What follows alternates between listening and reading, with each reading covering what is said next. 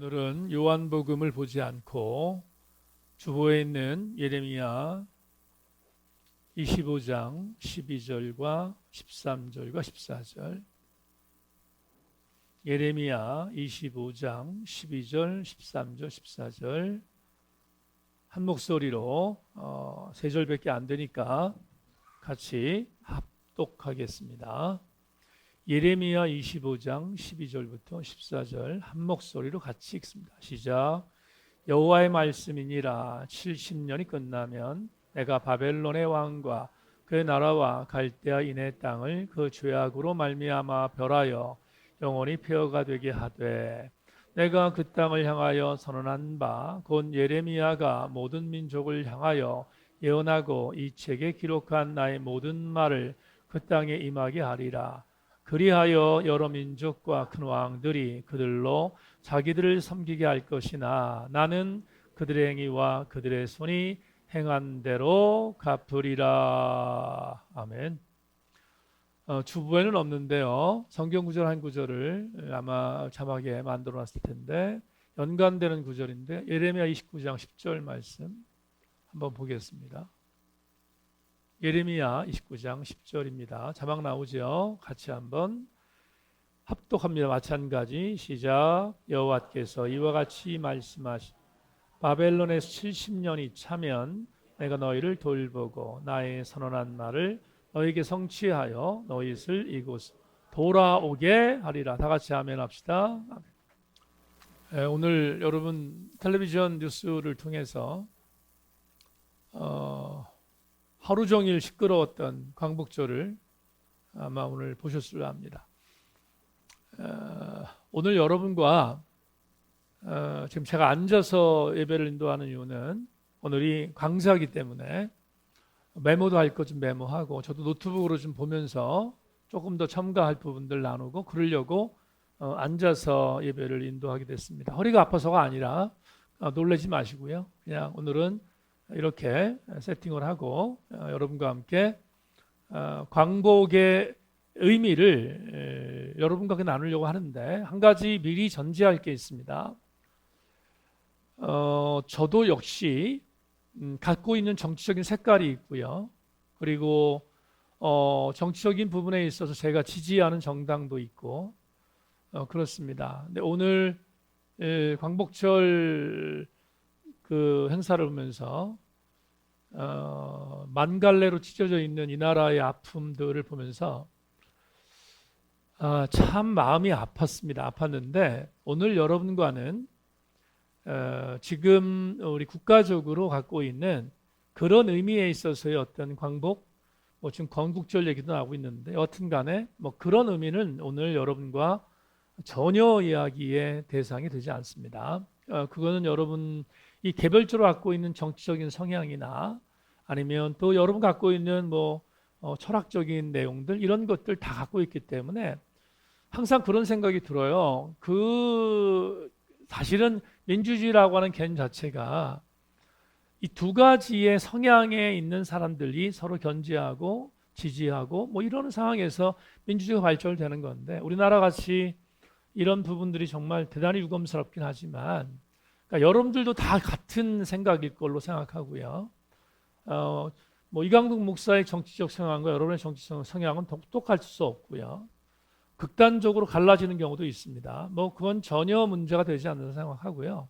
오늘은 그런 이야기를 하려고 하는 것이 아니라 성경적인 의미에 있어서 우리가 79주년을 맞이한 광복의 의미는 분명히 성경적인 의미가 있다는 생각이 드는 거죠. 그래서 그 성경적인 의미로 제일 먼저 굉장히 많은 구약학자들이 개진한 게 뭐냐면 제1회 출애굽 사건, 여러분 아시는 것처럼 주전 1440년쯤에 일어났던 430년 동안 종살이하던 이스라엘 백성들이 탈출하도록 만든 사건, 그 사건은 우리나라의 광복절과 대단히 흡사합니다. 오늘 좀 얘기가 나오겠습니다만은 대단히 흡사한데, 오늘은 여러분과 제1회 출애굽과 관계되어 있는 광복의 의미를 나눌 것이 아닙니다. 그거는 여러분 인터넷 찾아보면 엄청나게 많이 나와 있습니다. 그러니까 혹시나 제1의 출애굽이라고 하는 출애굽 사건에 대한 부분을 갖고 광복의 의미를 여러분 나누려고 한다면, 그러면 그것은 여러분들 인터넷 통해 찾으면 나온다는 것들을 전제하고요. 오늘 제가 여러분에게 강의하는 것은 그 내용이 아니라 제2의 출애굽 사건을 토대로 해서 많이들 들어보지 못한 거고요. 그리고 이 내용은 뭐 자료도 그렇게 많지 않습니다. 그래서 제가 이번 주 내내 이 내용을 갖고 함께 준비하고 또 이렇게 한번 교우들과 나눠보면 좋겠다는 생각을 갖고 오늘 여러분과 나누려고 하니까 그런 쪽으로 제2의 출애굽, 이 말 다른 말로 표현하면 오늘 제목에 있는 것처럼 포로 귀환이 주는 광복의 의미. 그것도 역시 마찬가지 우리나라의 광복절과 대단히 흡사한, 그리고 대단히 신학적으로 비슷한 내용들이 많아서 이 내용들을 함께 나누면서 오늘 광복절 기념 강좌를 진행할까 합니다. 요한복음 강해는 한 주간 여러분들이 참아주시고요. 오늘은 이 내용을 갖고 함께 나누겠습니다. 여러분들 자료가 있기 때문에 또 기록할 내용들 기록하고요. 오늘은 강좌 설교를 여러분에게 드릴 거니까 함께 좀 깊숙이 나누는 시간 되었으면 좋겠다. 그런 바람으로 함께 오늘 시간 갖겠습니다. 자, 조금 전에 예레미야 25장 12절과 14절, 그 다음에 예레미야 20장, 29장 10절을 읽었는데 공통적인 얘기가 나오는데요. 예레미야 예언자에게 신탁이 임했습니다. 하나님이 주신 신탁입니다. 근데 이 신탁을 받았을 때는, 예레미야가 받았을 때는 남유다가 멸망하기 직전입니다. 멸망 이전입니다. 남유다가 멸망하기 이전의 역사적인 신탁이다라는 걸 전제하는 거예요. 무슨 말인가 하면 이제 오늘 나오겠습니다만은 주전 586년에 완전히 남유다가 멸망을 당하고 이미 605년부터 남유다의 멸망의 어떤 기운들이 점점 이뤄가던 주전 586년에 우리가 내일 새벽에 볼 겁니다. 내일 새벽에 드디어 이제 남유다가 멸망하는 장면이 나오는데요. 또 굉장히 공교롭게 맞물렸는데 남유다가 멸망당하던 주전 586년 이전에 남유다가 바벨론에게 공격받은 시점이 앞선 시기로 나와요. 성경에. 그 앞선 시기가 몇 년이냐면 여러분도 오늘 자막이 아니라 그 유인물에 나옵니다만은 제일 첫 번째, 자 여러분 질문 한번 던질게요. 북쪽은 어디가 멸망시켰어요? 북쪽은 아수르가 멸망을 시켰잖아요. 몇 년이냐면 주전 722년쯤 됩니다. 722년쯤 아수르에 의해서 북왕국이 멸망을 당했는데 남유다는 그런 대로 괜찮았어요. 요시야가 우리가 계속 새벽에 살펴봤지만 요시야로 인해서 심판이 유예되고 뭐 등등등 이런 여러 가지가 있어서 남유다는 약 150년, 그것보다 150년 정도 더 나라가 유지가 되거든요. 그런데 그럼에도 불구하고 이제 뭐 내일 새벽에 정확한 얘기를 더 말씀드리겠습니다만은 남유다가 멸망을 당한 그런 그 어떤 시점에 대한 구군이 완전히 허물어진 시대가 언제냐면 주전 605년으로 봐요. 주전 605년인데 이 605년이라는 이 시기는 요시야라는 왕, 우리 오늘 새벽에 봤잖아요. 요시야가 나름대로 남유다를 선방했는데 요시야가 무기또에서 전쟁에서 바론느고에게 전투하다가 죽었잖아요. 죽고 나서 그의 아들 여호아하스가 왕이 됐는데 여호아하스가 아버지를 따르지 않아요. 아버지는 철저한 하나님 사람이었는데 아버지를 따르지 않고 열조들이 정했던 그의 증조 할아버지 또 고조 할아버지였던 아몬과 므낫세를 따라가는 그런 범죄를 저지릅니다. 그래서 여호아하스는 하나님께서 치십니다. 치셔서 그가 폐위가 되고 또 그는 결국 어디 가서 죽냐면 애굽에 가서 죽거든요. 등등 하여튼 여러 가지가 있는데 다 차치하고 이런 그 국가적인 남유다의 어떤 기운이 이렇게 저물어가는 저물어 가는 시기가 언제냐면 주전 605년으로 보는데요. 주전 605년에 오늘 여러분 그 박스 안에 있죠. 도표 안에 있잖아요. 도표 안에 제1차로 바벨론에게 공격당했던 해가 몇 년으로 나와죠? 주전 605년으로 나오죠. 605년. 그러면 605년이라는 그 시기를 기점으로 해서 오늘 나옵니다마는 두 번째 박스에 나옵니다마는 드라마틱한 반전이 일어났잖아요. 반전이 일어나서 그렇게 강성했던 바벨론이 바사에게 멸망을 당해요. 바사의 고레스 왕이 이스라엘 신앙 공동체 중에서 포로로 끌려왔던 사람들을 방면하고 고국으로 돌아가게 합니다. 고국으로 돌아가게 했던 해가 언제냐면 주전 538년이거든요. 그러면 보세요. 주전 605년부터 주전 538년까지를 계산하면 약 70년이 되잖아요. 그러니까 70년이라는 숫자가 어디서 나왔는가 하면 여기서 나왔는데 예레미야 예언자가 신탁을 받았는데 하나님이 이런 신탁을 받아요. 예레미야야 가서 네 민족에게 얘기해라. 너희 나라가 멸망을 당할 건데 멸망당해 수많은 사람들이 포로로 끌려갈 것인데 70년이 지나야 회복된다. 그걸 전해라. 그게 여러분과 오늘 읽었던 본문입니다. 예레미야 25장 12절, 13절, 14절이고 예레미야 20장 19절에 있는 말씀입니다. 그러니까 여러분 내용들을 보시고요. 70년이라는 세월에 대한 부분들을 그렇게 인지하시면 좋을 것 같습니다. 자, 이제 도표로 갈까요? 도표를 가시면 605년부터 시작된 남유다의 멸망의 서곡들이 1차, 2차, 3차를 거쳐서 그렇게 멸망이 됩니다. 첫 번째 1차 한번 보죠. 시기가 언제죠? 주전 605년. 어떤 왕 때로 나오냐면 여호야킴의 제위 때였다. 그리고 바벨론의 누가 통치했던 때였는가 하면 느부갓네살이었다. 느부갓네살 여러분들 아시죠? 느부갓네살이 통치할 때였다. 이때 주목할 것은 뭐냐 하면 왕족들도 포로로 끌려가지만 그 유명한 누가 포로로 끌려가냐면 다니엘이 포로로 끌려갑니다. 이때 첫 번째 침략을 당했을 때 솔로몬 성전의 기구들 중에 반 정도가 약탈당합니다. 이해하시고요. 2차 갑시다. 2차 가면 그로부터 조금 시간이 지난 여호야킨이라는 왕으로 남왕국 유다가 통치를 받을 때 그러니까 6년이 지난 이후인데요. 느부갓네살 통치 8년에 주전 597년에 두 번째 침략을 합니다. 근데 이 두 번째 제가 여기 박스 안에 그림 안에서 그래서 줄였는데 왕족, 또 왕의 어머니, 기술자, 건장한 전쟁을 할 수 있는 남자들 전체가 다 끌려갑니다. 그때가 언제냐면 주전 597년입니다. 이때 솔로몬 성전에 그리고 왕궁의 모든 보물들도 거의 다 약탈당하는 수모를 당합니다. 넘어갑시다. 3차 보면 드디어 뭐가 나오냐면 유다가 멸망당한 해 주전 586년이 나오는데 유다의 마지막 왕이었던 시드기야 제위 11년입니다. 느부갓네살 통치 19년째인데요. 이때는 남유다의 예루살렘 성읍에 가난했던 백성 빼놓고는 다 끌려갑니다.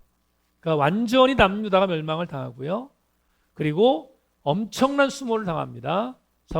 솔로몬 성전은 완전히 짓밟히고요.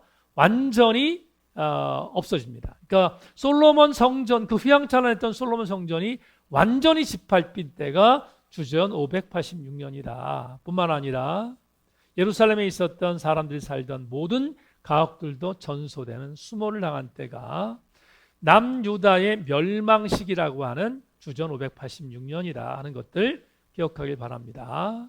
자, 이런 치욕적인 어떤 멸망의 시나리오대로 남유다가 멸망을 당했습니다. 그런데 극적인 반전이라는 게 언제냐면 주전 538년에 반전이 일어납니다. 조금 전에 얘기했는데 전혀 무너질 것 같지 않았던 바벨론이 신흥강국이었던 페르시아에서 멸망을 당합니다. 바사의 초대 왕이었던 고레스가 바벨론을 멸망시키고 바사라는 나라가 속국이었던 남유다를 통치하게 되죠. 남유다를 통치하게 됩니다. 그러니까 이어진 거예요. 통치가 이어집니다. 이제는 바벨론의 속국이 아니라 어디의 속국이 되었냐면 바사의 속국이 된 것입니다. 그런데 바벨론과는 다르게 바사는 엄청난 반전을 줍니다. 우리가 이거 느헤미야 공부할 때 한 건데 한번 볼까요? 박스 두 번째 봅시다. 도표 두 번째 보시면 주전 536년은 고레스가 바벨론을 멸망시킨 그 다음입니다. 그때 고레스가 지금 포로로 끌려와 있었던 이스라엘 백성들을 고국으로 돌아가도록 만들어주는데 우리 뭐 빨리 지나갈게요. 다 공부했던 거니까. 1차 때 예수야와 수룹바벨이라고 하는 정치적 지도자들이 인도해서 42,360명이 포로로 있었던 사람 돌아갑니다. 돌아가서 뭐 했는가? 예루살렘 제2성전이었던 무슨 성전이라고 하죠? 이거? 수룹바벨 성전이라고 합니다. 수룹바벨 성전을 재건하는데 곧바로 재건하지 못하고 16년 동안 방치되었다가 드디어 516년에 완공했다. 우리 이렇게 공부했던 거고요. 두 번째는 2차 포로기한은 주전 458년으로 추측되는데 에스라가 인도했는데 이때 제사장들까지 포함해서 한 1700명이 돌아옵니다. 돌아와서 유대 종교를 회복하는 그런 일들이 이루어지고요.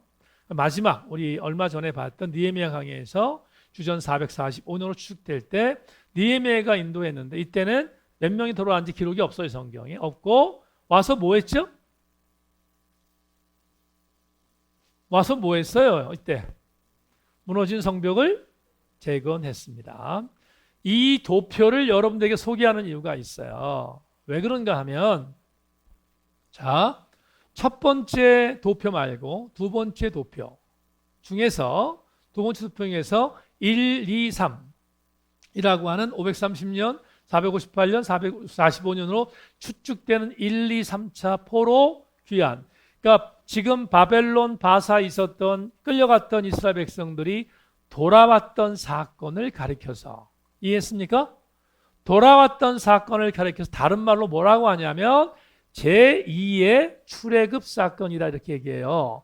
제2의 출애굽 사건이다. 이해하셨습니까? 여러분 제1의 출애굽 사건은 말 그대로 뭐예요? 출애굽 사건이고 제2의 출애굽 사건은 바벨론의 포로로 끌려갔던 이스라엘 백성들이 다시 돌아온 사건을 가리켜서 제2의 출애굽이다 라고 해석한다 이 말이에요. 아시겠죠? 자, 그러면 오늘 왜 이렇게 앞서서 이 설명을 했느냐. 이유가 뭐냐 하면 두 번째 출애굽 사건 지금 얘기했던 바벨론 바사의 포로로 끌려갔다가 돌아온 사건, 그 사건이 우리나라의 광복절과 신학적인 의미가 너무 비슷하다 이 말이에요.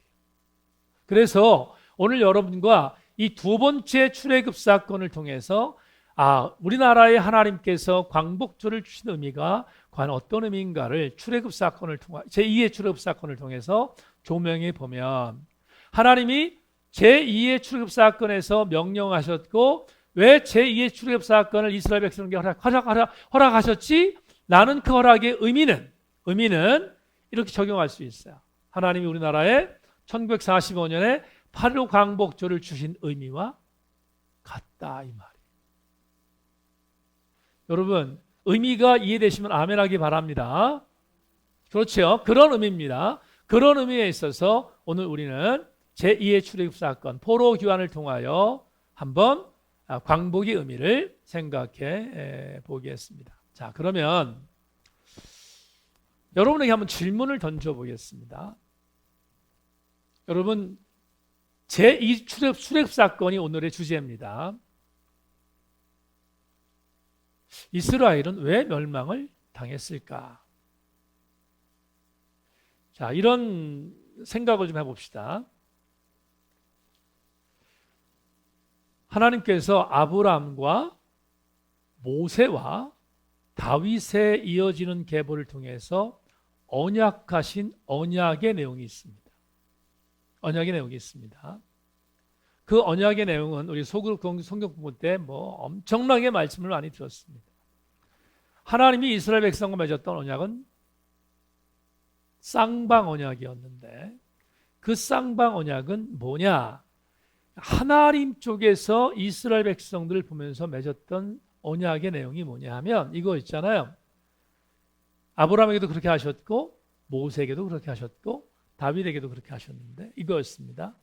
아브라함아 모세야 다윗아 나는 너의 백성 이스라엘의 하나인 하나님이야. 나는 너의 백성들에게 딱 하나의 신이야. 유일신이야.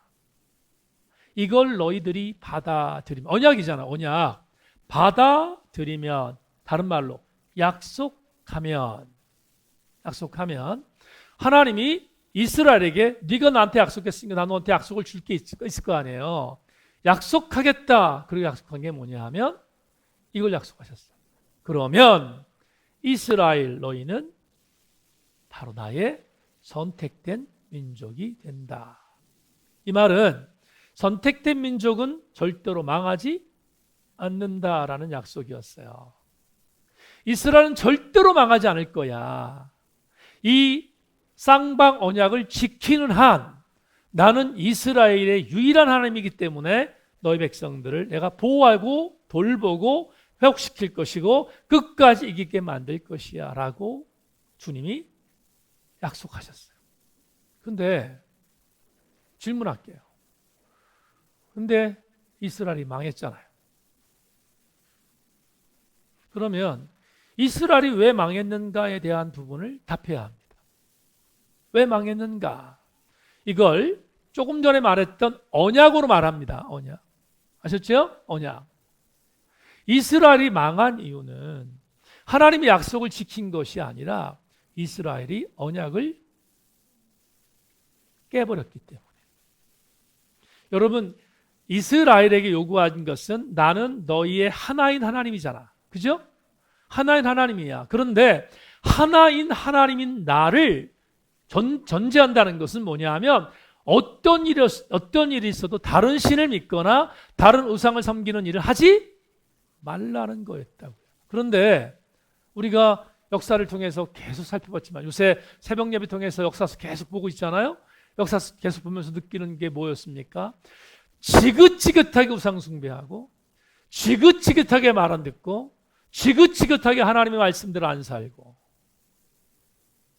그러니까 이것은 언약의 파기 가운데서 하나님이 언약을 파기한 게 아니라 누가? 이스라엘이 언약을 파기했다. 그러니까 이스라엘이 언약을 파기한 것으로 인하여 언약이 깨져버린 것입니다.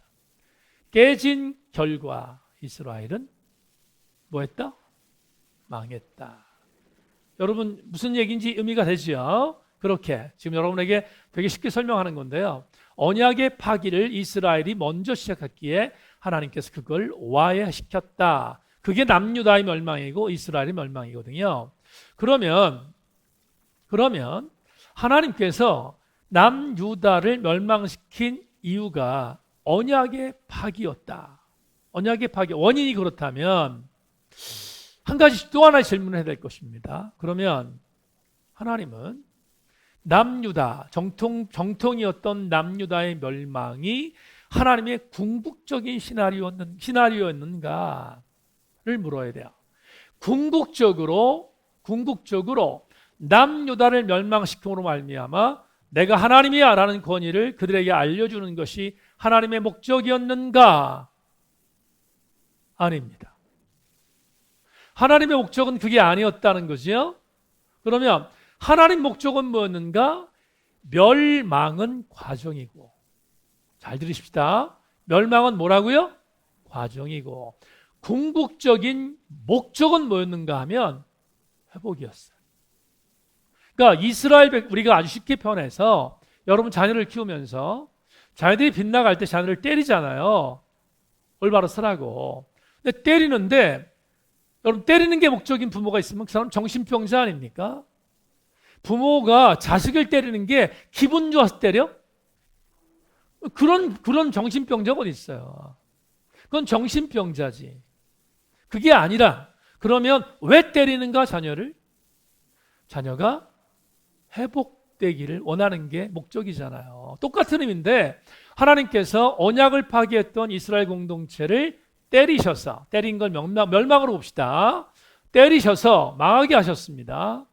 그런데 왜 예레미야에게 신탁을 주면서 70년이라는 시한을 두었는가? 그건 여러분 심판과 때림과 그리고 멸망이라는 개념은 하나님의 궁극적인 목적이 아니라는 것을 보여주는 거다 이 말이에요. 70년이 차면 70년이 지나면 하나님께서 반드시 이스라엘 백성들을 당신의 원래의 하나님 선민으로 회복시키는 것이 하나님의 목적이었다 이 말이에요. 그런데 이게 왜 중요한가? 이 지금 여러분과 오늘 이 신앙 강좌를 통해 이걸 나누는가 하면 이겁니다. 하나님께서 이스라엘 멸망시켰던 이유는 언약 깨트렸는데 언약의 깨트림의 가장 알갱이가 뭐냐 이거. 언약을 깨트린 것에 대한 알갱이가 뭐냐 이렇게 말할 때 성경은 예언서를 통해서 여러 차례 말합니다. 여러 차례 말하는데 오늘도 여러분 페이지 2페이지인가요? 제가 갖고 있는 것으로는 2페이지인데 신명기 24장 19절만 한번 볼까요? 들어가 있죠? 신명기 24장 19절입니다. 다 같이 한번 자, 같이 읽겠습니다. 시작.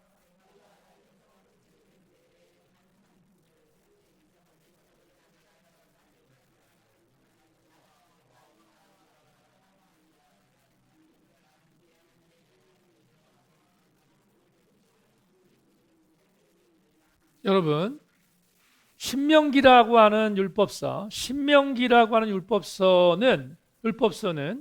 이스라엘 신앙 공동체가 반드시 가져야 했던 율법의 알갱이가 있는 거거든요. 근데 그 알갱이의 가장 중요한 정수가 뭐냐면 우리는 이런 생각하잖아요. 하나님을 사랑하고 이웃을 사랑하고 뭐 등등 여러 가지가 있습니다. 근데 조금 구체적으로 신명기 율법에 있어서 하나님이 제시하셨던 대단히 중요했던 알갱이는 뭐냐면 현실적으로 이렇게 딱 정해져 있어요.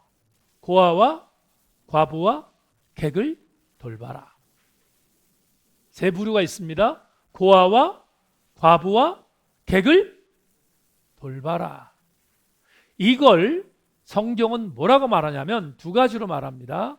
여러분 고아와 과부와 객을 돕는 것을 하나님께서 명령하신 두 가지로 보는데 하나는 오늘 이성 집사는 기도했던 것처럼 공의와 또 하나 정의입니다. 그러니까 고아와 과부와 객을 돌보는 것은 하나님이 이스라엘 신앙 공동체에 명령했던 미션 중에 공의와 정의를 잃어버리지 말라는 명령이었거든요. 이 명령을 잃어버렸어요. 누가? 이스라엘 신앙 공동체가. 그래서 하나님이 이스라엘 친 겁니다. 멸망시킨 거예요. 그렇다면 결국은 멸망이 목적이 아니라 회복이 목적이라면 하나님께서 회복하는 것이 목적이라면 조금 전에 얘기했던 말로 다시 돌이킵시다. 하나님이 이스라엘 백성들에게 뭘 요구하는 건가? 고아와 과부와 객을 다시 뭐 하라는 거예요? 돌보라는 거예요. 왜? 그게 뭐니까? 하나님 명령하신 공의와 정의의 회복이니까. 자, 오늘 제가 여러분에게 지금 이 말씀을 드리는 굉장히 중요한 의미가 있습니다. 의미가 있는데요. 이스라엘 신앙 공동체는 대체적으로 고아와 과부와 객들을 돌보라는 명령을 완전히 거부하고 도리어 이스라엘 멸망 시기에 아까 언약을 깨트렸다고 했잖아요. 그 언약을 깨트렸던 언약 깨트림에 대한 내용이 뭐냐? 도리어 과부와 고아와 객을 괴롭혔어요. 돌본 게 아니라 뭐 했다고? 괴롭혔어요. 여러분 성경을 좀 보겠는데요. 아모스 2장 6절로 8절 한번 볼까요? 아모스 2장 6절로 8절 같이 한번 읽어보겠습니다. 시작.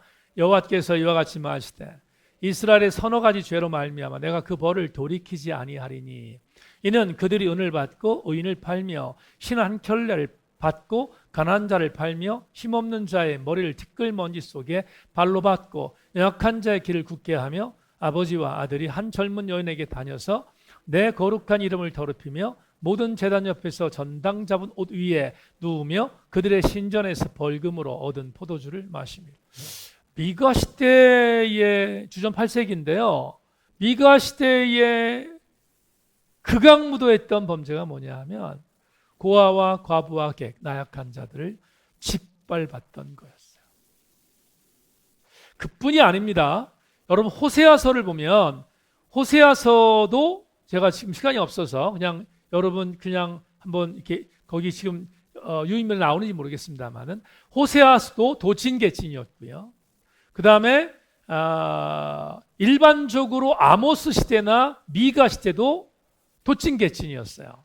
그러니까 예언자들이 지적한 건 뭐냐 하면 고아와 과부와 객들을 짓눌렀고 그들을 돌보지 않았던 것이 이스라엘의 죄악이었다. 이스라엘의 죄악이었고 하나님은 그것을 심판한 내용들이 있는 거죠. 그런데 자 보세요. 하나님 분노하셨어요. 대단히 분노하셨는데 하나님의 심판은 여러분 목적이 아니라 과정이라고 말씀드렸고요. 이렇게 때려서 남유다를 멸망시키고 북왕국 이스라엘을 멸망시켰던 이유는 목적이 뭐라고 그랬어요? 회복이라고 했습니다. 다시 돌이키는 거라고 했습니다. 그러니까 이스라엘 백성들을 다시 깨우쳐서 돌이키는 것이 목적이라면 그 목적에 가장 중요했던 핵심적인 성경 구절 한 구절 한번 읽어볼까요? 이사야 11장 1절로 10절입니다. 여기까지만 오늘 여러분 제2출애굽에 대한 이야기를 나누고요. 오늘 광복 이야기를 좀 나누려고 합니다. 다시 이사야 11장 1절로 10절 다 같이 읽겠습니다. 시작.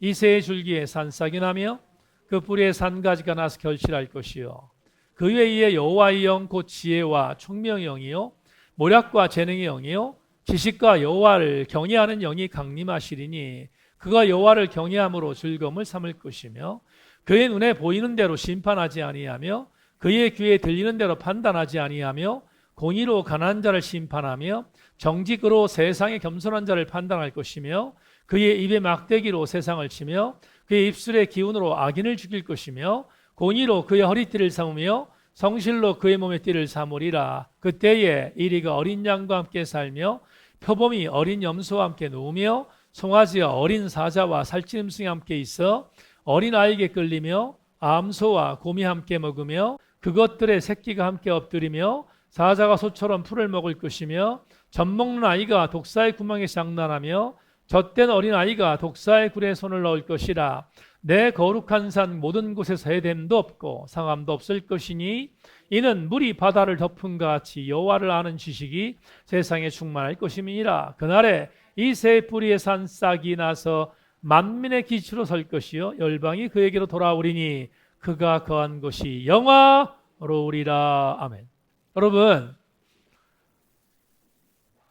이사야 예언자를 통해서 남유다가 멸망을 당하지만 그 멸망이 궁극적인 목적이 아니라 이새의 뿌리에서 한 가지가 나오게 해서 그 뿌리의 줄기에서 나온 어떤 일을 통하여 완전히 회복되는 날을 줄 것이라고 지금 예언자 이사를 통하여 우리에게 선포하고 있는데 그분이 누구예요? 예수 그리스도시잖아. 그러니까 예수 그리스도를 통하여 완전 회복되는 나라가 되게 만들 것을 분명히 선포하고 있단 말이죠. 그러면 우리가 이런 도전을 받게 됩니다. 그러면 제2의 출애굽, 다시 말하면 남유다의 멸망과 더불어 70년이 지나 그들이 다시 회복되는 과정, 그 과정은 하나님께서 뭔가를 만드시기 위한 신학적인 내용이 들어있는 것은 아닐까? 우리는 궁금해지게 됩니다. 왜 이게 궁금해야 되냐면 조금 전에 제가 오늘 신앙 강좌 시작하면서 말씀드렸죠. 이것이 바로 우리나라에 광복절을 주신 하나님의 의미와 일맥상통하기 때문이다. 그러면 하나님께서 이스라엘 신앙 공동체에게 궁극적인 회복을 주시기 위하여 70년이 지나서 그들이 돌아오게 했습니다. 그러면 자, 여러분 한번 보십시다. 바벨론의 포로로 끌려갔다가 바사에 이어지는 통치를 받았던 이스라엘 신앙 공동체가 70년 만에 예루살렘으로 돌아왔어요. 예수야와 수룹바벨과 에스라와 느헤미야를 통하여 그들이 돌아왔습니다. 와서 제2성전이었던 수룹바벨 성전을 재건하고 유대율법을 다시 한번 회복시켰고, 그리고 무너진 성벽을 재건했던 일들을 우리가 알고 있잖아요. 알고 있습니다. 하나님께서 그들을 보낸 목적에 대한 부분들이 분명했단 말이죠. 분명했습니다. 그게 회복이라는 단어 속에 담겨 있어요. 그러면 이렇게 우리가 결론을 맺을 수 있을 것 같아요. 이 제2 출애굽에 대한 부분을 이렇게 결론을 맺을 수 있는데, 뭐냐 하면, 그렇구나. 제2의 출애굽은 이스라엘 신앙 공동체의 백성들에게는 광복이었구나. 뭐였다고요? 광복이었구나 하는 것을 알게 해준다 이 말이에요. 그러면 여기서 우리가 머물면 오늘 그냥 성경 공부한 거잖아요.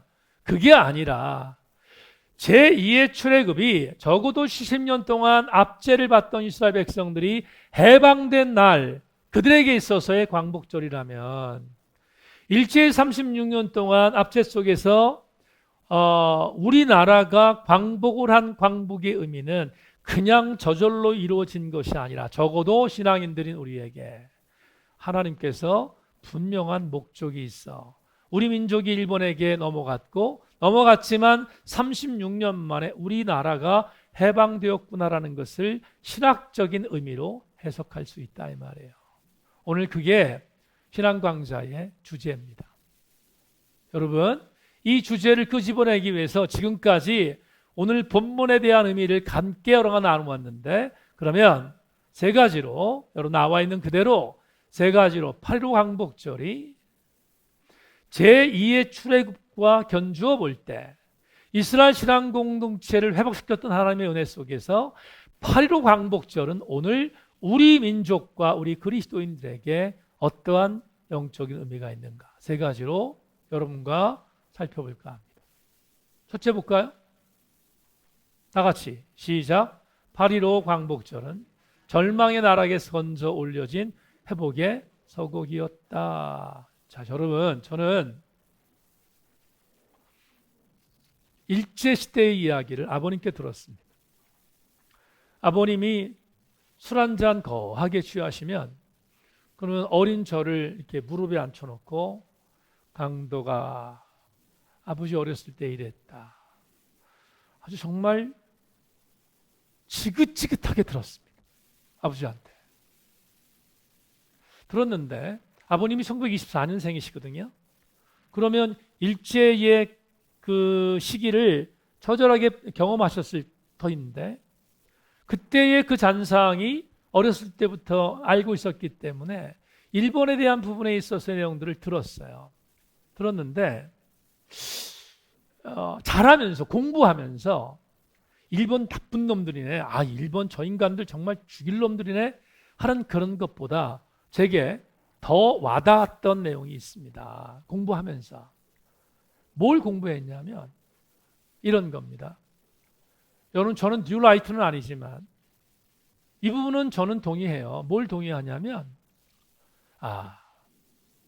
구한말 대한제국이 망할 수밖에 없었구나. 망할 수밖에 없었던 국가적인 무기력이 그때 대한제국의 자화상이었구나. 공부하면서 알았어요. 물론 친일파에 있는, 더군다나 정말 죄송하지만 여기 전주이시들 있으면 용서하십시오. 전주이시들. 제가 전주이시거든요. 근데 을사오죽 중에 세 놈이 전주이시야.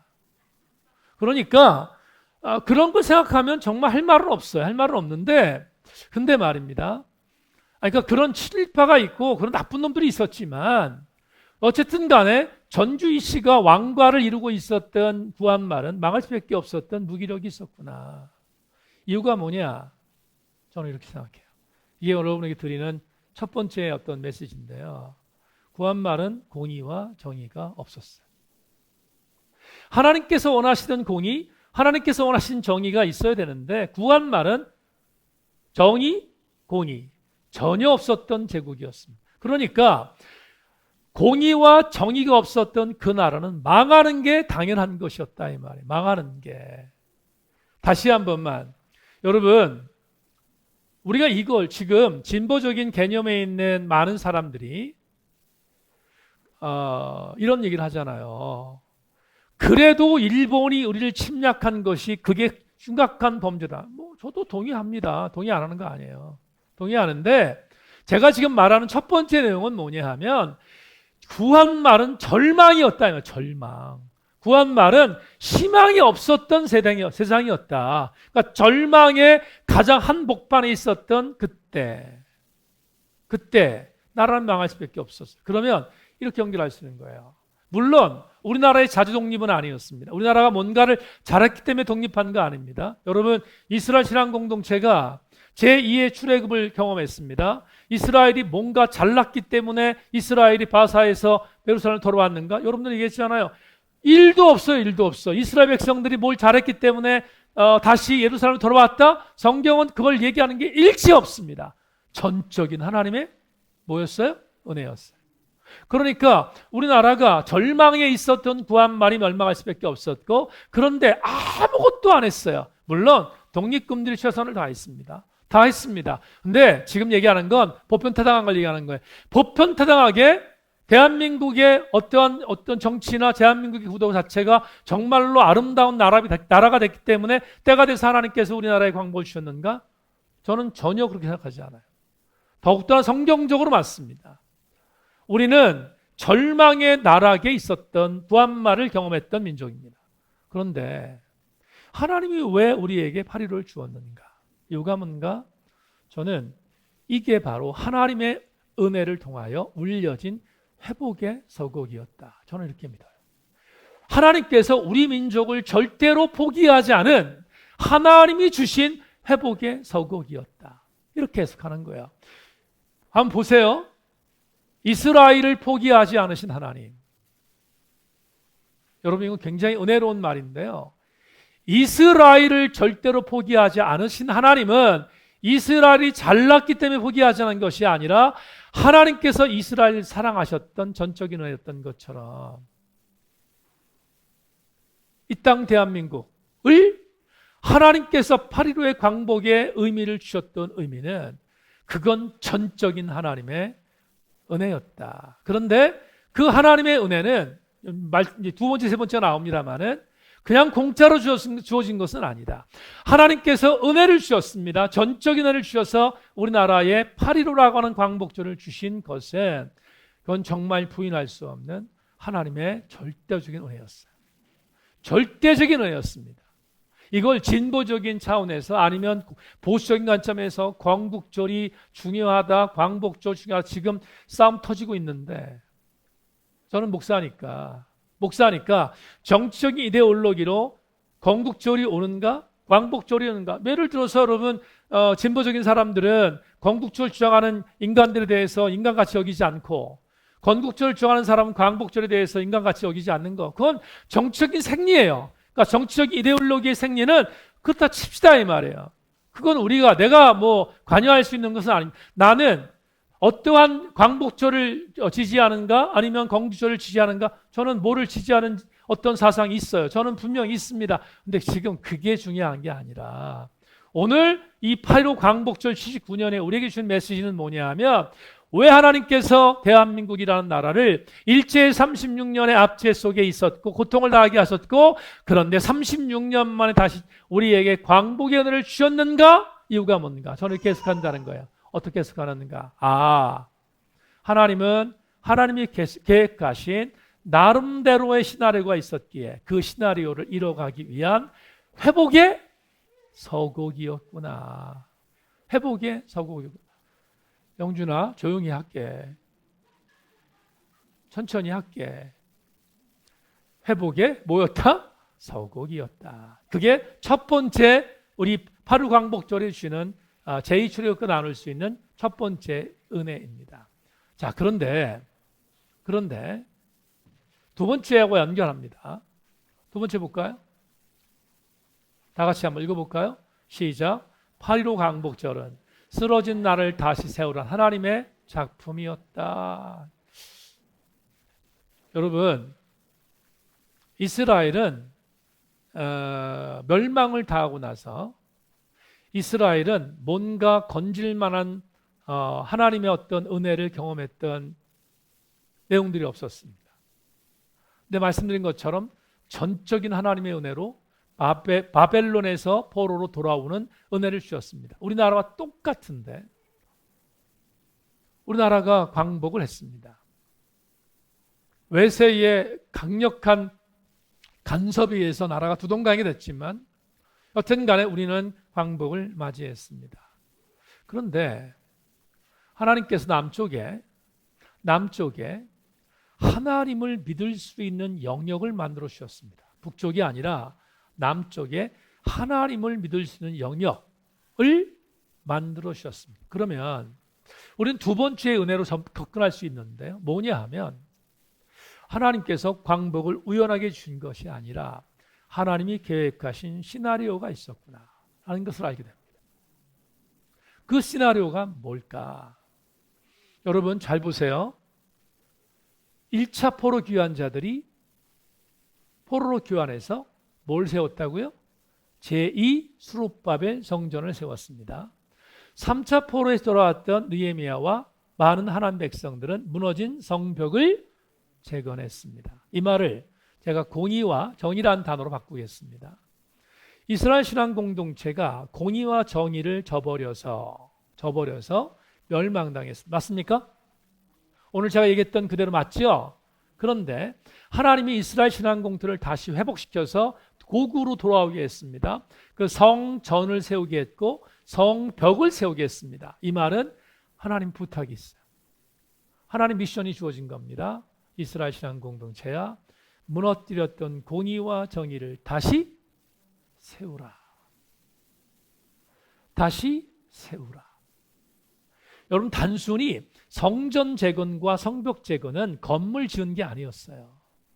이스라엘 신앙 공동체에게 아브라함이 주었던 언약, 모세에게 주었던 언약, 그리고 다윗에게 주었던 언약을 다시 세우라는 것입니다. 중요한 것은 이스라엘 신앙 공동체가 세웠단 말이죠. 세웠어요.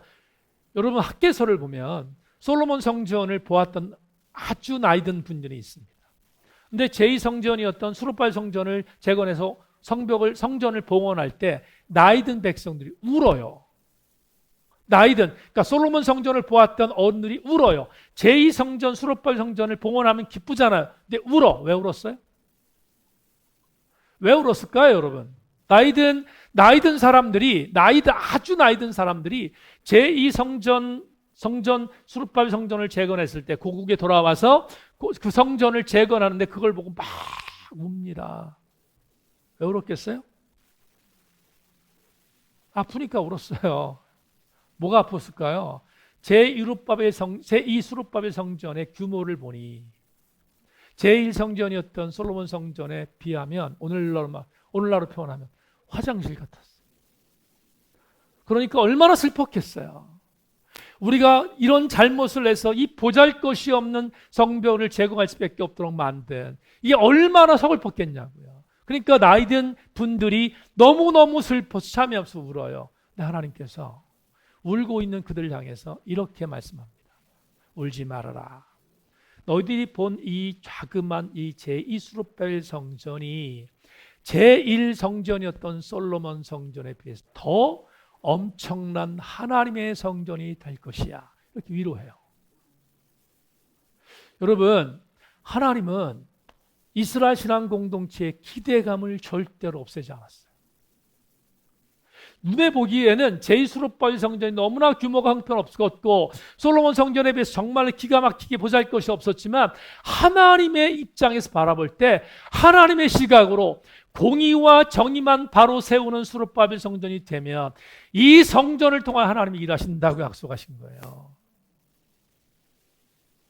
오늘 광복절을 맞이해서 저는 이런 생각을 가져요. 어떤 생각을 갖냐면 광복절이 뭐냐? 절망의 나라에서 우리에게 희망을 준 서국이라고 말씀드렸습니다. 그러면 그냥 이론적으로 절망에서 희망으로 가는 서국이 아니라, 그렇게 되는 것이 아니라 하나님이 우리에게 맡겨주신 분명한 시나리오가 있다고 얘기했습니다.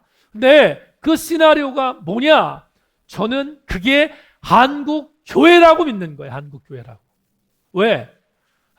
한국교회를 통하여 재건된 남쪽에 있는 교회들을 통하여서 하나님께서 대한민국을 통하여 열방을 향하여 원하신 아름다운 사역을 이 땅을 통하여 기대하고 계신다 이 말이에요. 기대하고 있다고. 그래서 하나님의 시나리오는 뭐냐? 쓰러진 너희 나라를 일으켜 세우는 것은 물론이거니와 쓰러진 열방들을 세우는 도구가 대한민국이 되라고 하는 목적이 광복절에 있다 이 말이에요.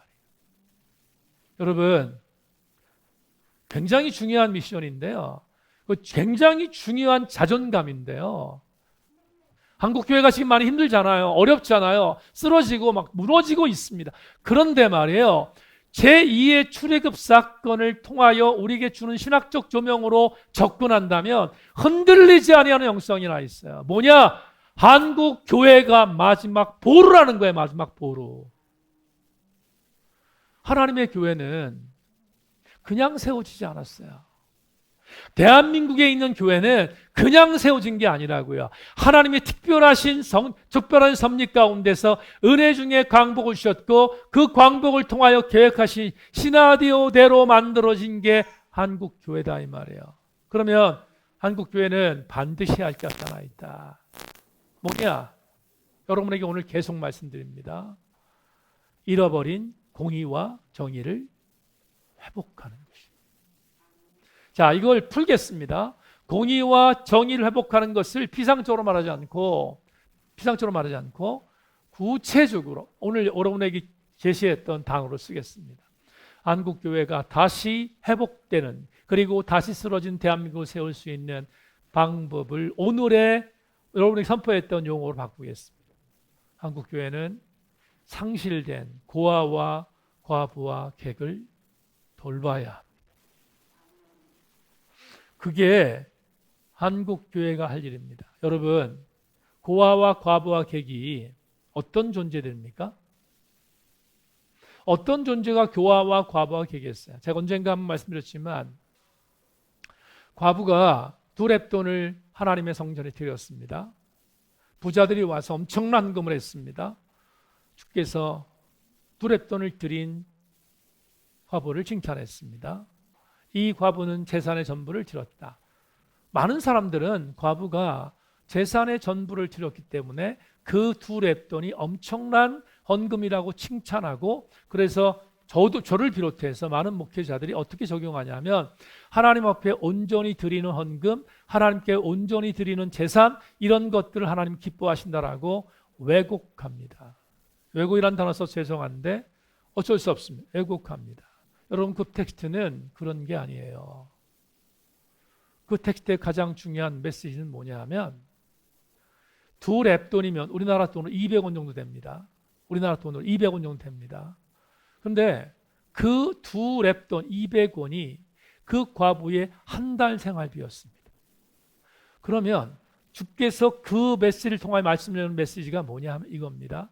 거기 수많은 성전의 지도자들, 성전의 어떤 거부들, 그리고 유지들 수없이 많습니다. 그들은 성전 헌금께 엄청난 돈을 집어넣습니다.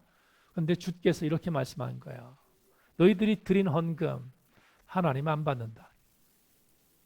하나님이 진짜 받는 헌금은 뭐냐? 200원으로 한 달을 살아가는 저 과부를 돌보는 게 헌금이라는 거예요. 한국교회가 비본질과 본질 속에서 본질을 상실하고 비본질을 추구해서 지금 한국교회가 어려움을 당하고 있습니다. 여러분, 광복의 의미는 한국교회가 다시 본질로 돌아서라는 하나님의 시나리오에 순종하라는 의미입니다. 간곡히 부탁하고 저도 절치부심합니다. 사랑하는 교회 여러분, 세인교회는 광복을 주신 하나님의 시나리오가 공의와 정의를 회복하라는 메시지인 것을 명심하고, 우리는 이 땅에서 우리 세인교회와 우리 개인교회 성도들은 고아와 과부와 객, 다시 말하면 우리의 주변에 있는 이타적 사명을 감당할 수 있는 교회가 되어질 때 광복의 진정한 의미를 감당하는 교회와 성도가 될 수 있다는 것을 명심하고, 여러분 우리 교회는 여기서 흔들리지 않기를 주님의 이름으로 소망합니다. 마지막 세 번째 3번 볼까요? 같이 읽겠습니다. 시작. 8.15 광복의 신학적 함의 중에는 교회는 계속해서 개혁의 주체가 되어야 한다는 것을 의미하고 있습니다. 어거스틴이 말합니다. 교회는 개혁되었고 계속 개혁되고 있다. 어거스틴의 유명한 명제인데요. 저는 오늘 제 마지막으로 마무리하면서 이런 생각이 들어요. 우리 교회는 개혁되고 있는가를 묻습니다. 하나님께서 광복절을 주셔서 이 나라에 교회를 세우셨습니다. 여러분 정말 놀라운 일이 뭔지 아십니까? 지리산의 가장 높은 봉우리가 뭐죠? 설악산의 가장 높은 봉우리를 뭐라고 그래요? 대청봉. 지리산은 뭐라고 그래요? 천왕봉이라고 합니다. 정말 놀라운 일인데요. 천왕봉에 올라가기 바로 직전에 제가 직접 올라가서 알아요. 천왕봉에 올라가기 바로 직전 밑에 있는 약간의 평지에 교회가 있어요. 그 교회는 어떤 교회냐면 천왕봉에 등반한 그리스도인들이 이 나라의 민족을 위해서 기도하는 기도교회입니다. 여러분, 전 세계에서 가장 높은 봉우리에 교회를 세운 나라는 대한민국밖에 없어요. 무슨 말인가 하면 대한민국은 그만큼 하나님 앞에 기대감이 있는 민족이에요. 그런데 요즘에 이런 이야기 들리잖아요. 교회가 개혁의 대상이 되고 있다. 대단히 슬픈 이야기인데, 여러분 정말 자존심 상하는 이야기잖아요. 교회가 개혁의 주체이어야 되는데 개혁의 대상이 되고 있다? 이건 정말 치욕적인 건데, 그러면 79주년 광복주의를 맞이해서 제2의 출애굽과 연관하여 우리가 꼭 기억할 것이 하나 있다. 한국교회가 개혁의 대상이 되고 있다면 우리 세인교회가 개혁의 대상이 아닌 개혁의 주체가 될 수 있도록 우리 모두 함께 최선을 다해야 되지 않겠습니까?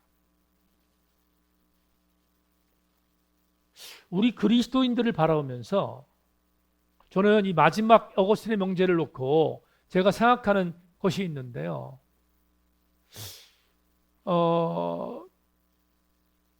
정말 이랬으면 좋겠어요. 제가 언젠가 한번 말씀드렸지만 언젠가 저에게 누군가 이런 말을 했다고 했습니다. 목사님, 깨끗한 물에는 물고기가 많이 살지 않습니다. 근데 그 얘기를 들었는데 저는 뭐 그런 얘기를 들을 만한 존재도 안 되지만, 근데 그때 듣고 나서 굉장히 많이 화가 났던 게 뭐냐면 이런 거였어요. 목사를 얼마나 깔보면 모든 목사들은 맑은 물이 아니라고 보는 거 아닌가? 정말 많이 분노했던 기억이 있는데요. 이런 자존감이 있어야 돼요. 뭐냐 하면 우리 교회도 한국교회라고 하는 카테고리 안에 있기 때문에 우리 교회도 세상 사람이 말하면 뭐 어떤 교회 어떻게 뭐 어쩌고 저쩌고 그럴 거 아니에요. 그런데 말입니다. 이런 자존감을 가져야 돼요. 어떤 자존감이냐면, 그렇지만 정말 지금 여러 가지 부분에 있어서의 많은 고통을 당하고 뭐 시련을 당하고 핍박을 당하고 한다 할지라도 흔들리지 말아야 할 영성이 하나 있다. 왜 하나님의 교회가 왜 한국에 있는 남한이라고 하는 한 지역이지만 이 남한이라는 나라의 광복의 여운을 주셔서 교회를 세웠고, 교회가 한국교회를 통해 한국교회를 만드셔서 열방을 향해서 우리 한국교회를 기리함을 계속해서 하나님 갖고 있는가? 하나님이 출애굽했던 이스라엘 신앙 공동체에게 바사에서 예루살렘 돌아와서 성전을 재건하고 성벽을 재건하고 등등 이런 모든 일을 행했던 이유는 뭐냐면, 마지막 우리 주 예수 그리스도께서 이 세에 뿌려 오셔서 완벽한 나라를 만들 때까지 너희들이 나의 도구가 되라는 거 있잖아요. 도구가 되라는 거예요. 도구가 되라는 것. 그런데 대단히 유감스러운 것은 유대율법주의는 예수 그리스도께서 오기 전까지 하나님이 그런 도구가 되도록 만들려고 하는 의지에 부합하지 못했잖아요. 왜? 바리새파, 사두개파, 또한 열심당원, 이런 파들이 있어서 예수 오셨을 당시에 도리어 예수를 죽였던 당파들이 그 당파들이었단 말이죠. 그러니까 하나님께서 그렇게 이스라엘 비상공동체에 요구하셨던 것이 뭐냐 하면 너희들이 도구 되기를 원한다라는 것이었는데 도구가 되지 못했어요. 그러면 우리는 이런 마무리를 좀 해야 될 것 같습니다.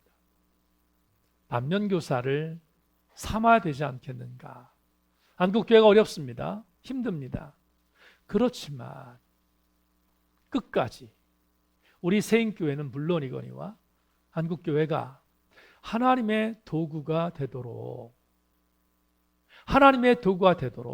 세상의 어떤 삶의 토리에 대해서 견강부여하지 않고 정말로 하나님께서 우리 교회를 통하여 이루실 도구 때문에 광복을 주셨고 광복을 통하여 교회를 세우셨고 여러분 정말 철왕봉까지 교회를 세운 대한민국의 교회를 통하여 하나님 기대하는 목이 있다면 우리는 하나님 나라가 완성될 때까지 절대로 물러서지 말고 교회는 개혁의 대상이 아니라 개혁의 주체가 되어야 되지 않겠습니까?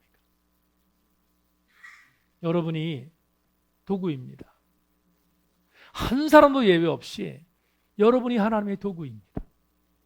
여러분을 하나님의 사람 먼저 인치신 이유는 하나님이 여러분을 기대하고 있기 때문입니다. 하나님이 여러분을 통하여 하나님 나라의 완성을 위한 도구로 사용하기 위하여 여러분을 먼저 부르셨습니다. 그렇다면 먼저 부르신 그 은혜에 우리가 부합하기 위하여 개혁의 대상 되지 말고 개혁의 주체가 되어야 되는 것이 마땅하다. 오늘 함께 신앙 강좌를 통하여 여러분에게 말씀드렸습니다. 마무리하겠습니다.